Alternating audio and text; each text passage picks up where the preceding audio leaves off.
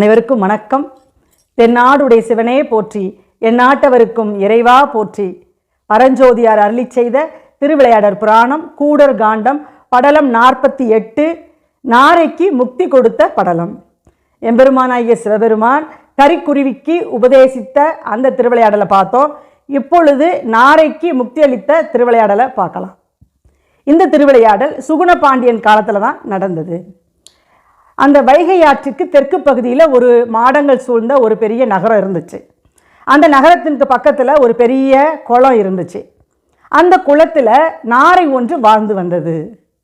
அந்த குளத்தில் எப்படி இருக்குதுன்னா, தாமரை மலர்கள் பூத்து குலுங்குது, அதில் தேனெல்லாம் அப்படியே சொட்டுது, ரீங்காரமிட்டு இசைப்பாடும் வண்டுகள் எல்லாம் வந்து அந்த பூக்களை எல்லாம், அந்த பூக்களில் இருக்கக்கூடிய தேனையெல்லாம் அப்படியே எடுத்துகிட்டு போகுதான்.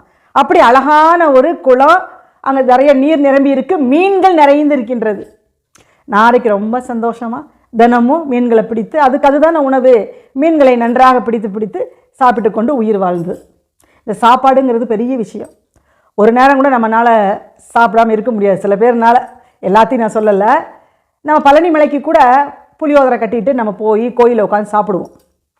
ஆனால் அந்த பக்கத்தில் யாராவது ஒருத்தர் புளியோதரை இப்படி அவுத்து சாப்பிட்டோம்னா அந்த மனம் இங்கே வரும் நம்மளுக்கு. நம்ம கொண்டு போயிருந்தா கூட அதையும் நம்ம சாப்பிடலாம் அப்படின்னு தோணும். அப்புறம் நம்ம சாப்பாடை கொண்டு போய் அவங்களுக்கு கொடுப்போம். அப்புறம் அவங்க ஒரு பாத்திரத்தில் நம்மளுக்கு கொடுப்பாங்க. இப்படி இந்த உணவுக்கு நம்ம முக்கியத்துவம், அது இயற்கையாகவே நம்ம வாழ்கிறதே அதுக்காக தானே. அப்படி இந்த சாப்பாடுங்கிறது பெரிய விஷயம். அந்த விரதம் இருந்து கடவுளுக்கு நாம் விட்டு கொடுக்குறோம் அப்படின்னு சொன்னால் நமக்கு எப்பேற்பட்ட ஒரு பேரை அளிக்கின்றார் சிவபெருமான் அப்படிங்கிறது இந்த படலாம் நமக்கு எடுத்துக்காட்டுது. இந்த நாரை என்ன பண்ணுச்சு, அந்த மீன்களை எல்லாம், அந்த குளத்தில் இருக்கக்கூடிய மீன்களை எல்லாம் பிடித்து நன்றாக சாப்பிட்டு நல்லா வாழ்ந்துச்சு. திடீர்னு மழை இல்லாமல் போயிடுச்சு. மழை வற்றிட்டு என்ன ஆகும், குளத்தில் ஒரு மீன் கூட இல்லை. இதுவும் காற்று நின்றுக்கிட்டே இருந்துச்சு. சிவந்த கால்களை உடைய அந்த வெள்ளையாக இருக்கக்கூடிய அந்த கொக்காகிய நாரை பார்த்து ரொம்ப கவலைப்பட்டு, இனிமேல் மடிஞ்சு தான் போவோம், நம்ம இங்கே இருந்தால் வேறு எங்கேயாவது நம்ம போகலாம் அப்படின்னு சொல்லிட்டு வேற ஒரு காட்டுக்கு அது பறந்து போயிடுச்சு. ஏன்னா சாப்பிட்றதுக்கு எதுவுமே இல்லையே. வேறு ஒரு காட்டுக்கு போய் அங்கேயும் தேடி அலைஞ்சு அப்படி மயக்கம் போட்டே கீழே விழுந்துருச்சு. அப்படி இருக்கக்கூடிய சமயத்தில் அந்த காட்டில் ஒரு பெரிய மடம் இருந்துச்சு. சந்தியா அப்படின்னு சொல்லி ஒரு மடம் இருந்தது. அங்கே நிறைய முனிவர்கள் இருந்தாங்க. முனிவர்கள் எல்லோரும் அங்கே சிவனை துதி பாடிக்கொண்டிருந்தார்கள். சிவனுடைய பிராணங்களையும் வரலாறுகளையும் கதைகளையும் அவர் செய்த திருவிளையாடல்களையும் அங்கே சொல்லி கொண்டிருந்தார்கள் மற்றவர்களுக்கு. பாவம் இந்த நாரை அப்படியே போய் அங்கே போய் பார்க்கலான்னு போகுது. அங்கே போன உடனேயே அங்கே ஒரு பெரிய வாவி இருக்குது. அங்கேயும் தாமரை மலர்கள் பூத்து குலுங்குகின்றது. பாதிரி மலர்கள், சண்பக மலர்கள், அங்கே மரா மலர்கள், குறா மலர்கள், இப்படி ஏகப்பட்ட அதாவது பூக்கள் பூத்து குலுங்குகின்ற மரங்கள் சூழ்ந்த நடுவில் ஒரு வாவி இருக்கு. அதுக்குள்ளே அளவிட முடியாத மீன்கள் துள்ளி விளையாடுது. நாரைக்கு ரொம்ப சந்தோஷமாயிருச்சு. நமக்கு ஒரு இது கிடச்சிக்கிச்சு சாப்பிட்றதுக்கு. பசியில் கிடந்து ஒருத்தனுக்கு கிடச்சா சாப்பாடு எப்படி அள்ளி அப்புவோம். அப்போ ரொம்ப மகிழ்வாயிருச்சு. இது போய் பார்க்குது. பார்த்தா அங்கே இருக்க முனிவர்கள் எல்லோரும் அந்த வாவியில் குளித்து மூழ்கி வெளியே வர்றாங்க. இந்த நாரை பார்த்துக்கிட்டே உட்கார்ந்துருக்குது. அப்போ அந்த முனிவர்கள் குளித்து அந்த உள்ளுக்க மூழ்கி வெளியே வரும்பொழுது அந்த மீன்கள் எல்லாம் அவர்கள் மேலே அப்படி விளையாடுது. அவர்களுடைய ஜடா முடியில் துள்ளி குதிக்குதான் அந்த மீன். இப்படி பார்த்துக்கிட்டே இருக்கு நாரை.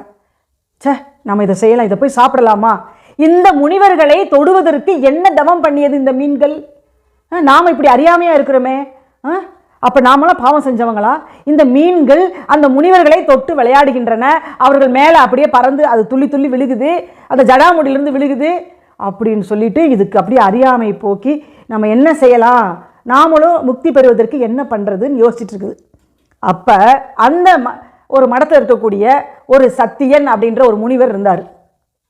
அவர் மற்ற முனிவர்களுக்கெல்லாம் அங்கே உட்கார வச்சு சொல்கிறாரு, இந்த மதுரையம்பதியில் பார்வதி தேவியே மகளாக பிறந்த மலையத்துவனுக்கு மகளாக பிறந்து வளர்ந்து வரும்பொழுது சிவபெருமானே மாப்பிள்ளையாக வந்து இந்த மனம் முடித்தார் இந்த மீனாட்சி அம்மைய.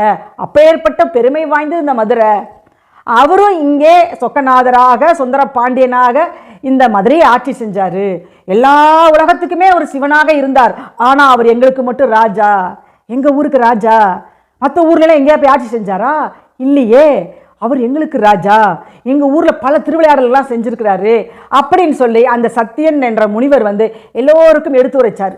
இதை நாரை கேட்டுக்கிட்டே உட்காந்துருந்துச்சு. ஓ, இப்படி இருக்கா விஷயம், நம்ம அங்கே போகலாம், நம்மளும் அந்த மதுரையம்பதிக்கு போய் நாமளும் அதை தெரிஞ்சுக்கலாம், நம்மளும் முக்தி பெறணும், சிவபெருமான்கிட்ட நம்ம விடக்கூடாதுன்னு சொல்லி அங்கேருந்து நேராக பறந்து இந்த மதுரையம்பதிக்கு வந்தது. மதுரையம்பதியில் போய் பார்க்குது, மீனாட்சி அம்மன் கோயிலை பார்க்குது, பொற்றாமரை குளத்தில் போய் மூழ்குது. மூழ்கி எழுந்திரிச்சு சிவபெருமானை சுற்றி வந்து அப்படியே கீழே விழுந்து மனதால் தியானிக்குது. நாரை எப்படி கீழே விழுந்து வணங்கும், பாவம் சரையெல்லாம் அடிச்சிருக்கும் போல இருக்குது. கீழே விழுந்து விழுந்து அப்படியே பறந்து சுற்றி சுற்றி வந்து சிவபெருமானை விழுந்து வணங்குது. இப்படியே 15 நாட்கள் சிவபெருமானை சுற்றி வந்து அன்னாகாரம் இல்லாமல், சாப்பாடே இல்லாமல் அப்படி அந்த நாரை சுற்றி வந்து சிவபெருமானை வணங்குது.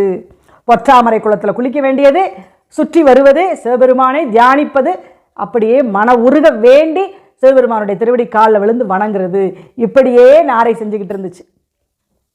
ஒரு நாள் அந்த பொற்றாமரை குளத்தில் போய் குளிக்கலான்னு போகும்போது பார்த்தா மீன்கள் எல்லாம் அங்கே துள்ளி ஓடிக்கிட்டு இருக்குது.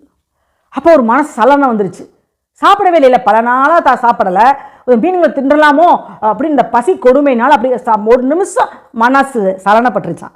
சச்சா, தப்பு, நம்ம எவ்வளோ பெரிய தவறு செய்ய நினச்சோம், இதெல்லாம் நம்ம செய்யக்கூடாது அப்படின்னு சொல்லி மன்னிச்சுக்குங்க சிவபெருமானேன்னு சொல்லிட்டு 16வது நாளும் சிவபெருமானை போய் வணங்குச்சு.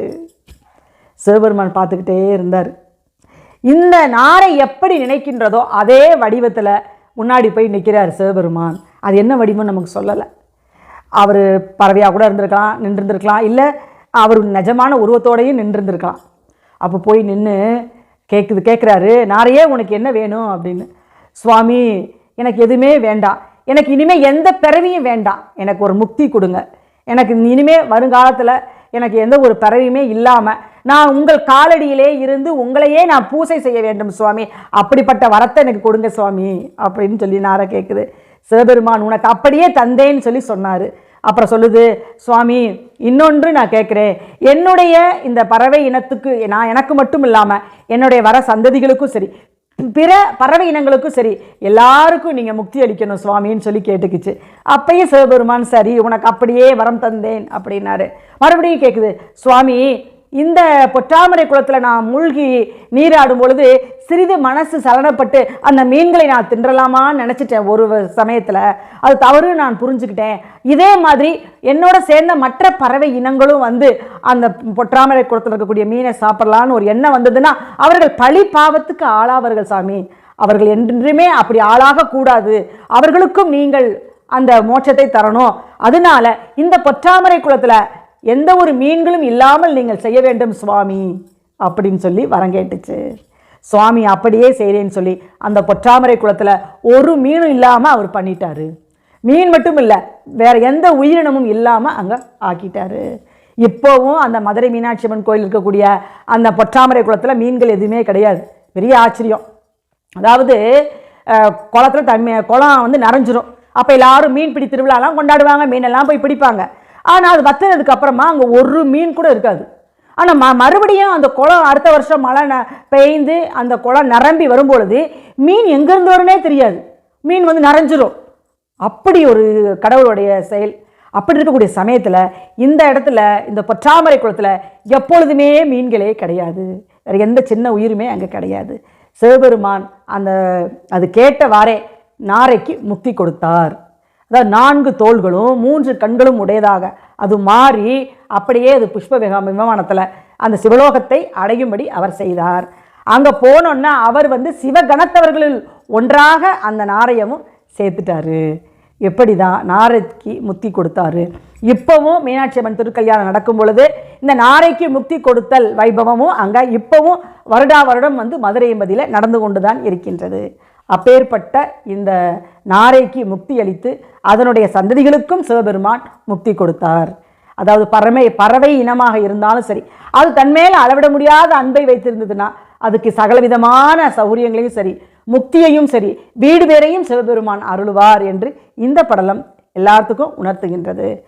இந்த படலத்தோட இந்த கூடர் காண்டம் அப்படின்றது முடிவடைந்திருது. மதுரை காண்டம் முடித்து கூடர் காண்டம் முடித்து இப்போ இனிமேல் திரு ஆலவாய் காண்டத்துக்கு நம்ம போகிறோம். இந்த கூடர் காண்டம் இத்தோடு முடிவடைந்தது. அடுத்த படலத்தில் நான் உங்களை சந்திக்கிறேன். காத்திருங்கள். நன்றி, வணக்கம்.